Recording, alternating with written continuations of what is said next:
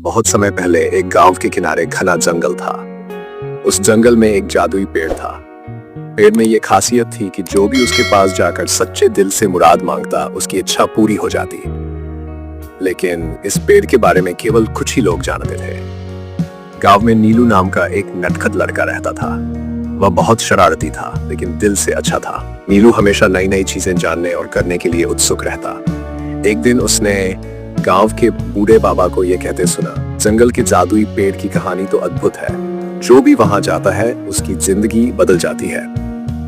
नीलू को यह सुनकर बहुत उत्सुकता हुई। उसने सोचा, मुझे उस पेड़ को देखना चाहिए, शायद मेरी भी कोई इच्छा पूरी हो जाए। अगले ही दिन सुबह सुबह नीलू जंगल की ओर निकल पड़ा। जंगल में चलते चलते उसे तरह तरह की आवाजें सुनाई दी। कभी चिड़ियों की चहचहाहट तो कभी जानवरों की गुर्राहट।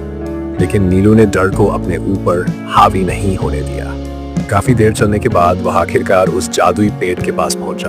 पेड़ बहुत विशाल और चमकीला था।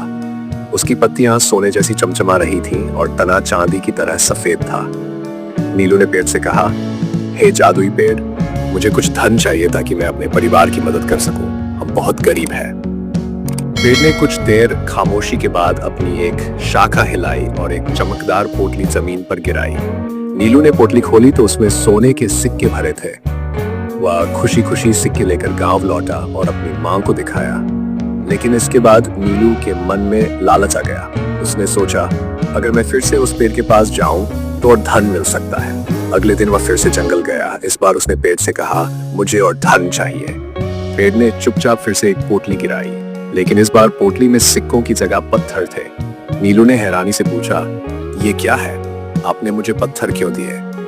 पेड़ ने जवाब दिया, जब तुमने पहली बार मुराद मांगी तो वह जरूरत थी, लेकिन अब ये लालच है।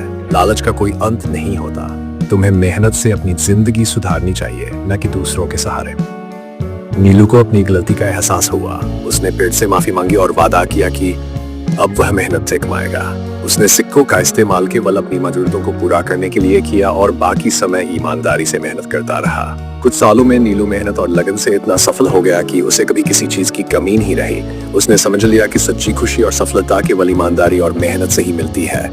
इस कहानी से हमें यह सीख मिलती है कि लालच में नुकसान पहुंचाता, जबकि मेहनत और संतोष से जीवन खुशहाल बनता है। गम्मत दोस्तों, ऐसे ही वीडियोस पाने के लिए हमारे चैनल को सब्सक्राइब करें।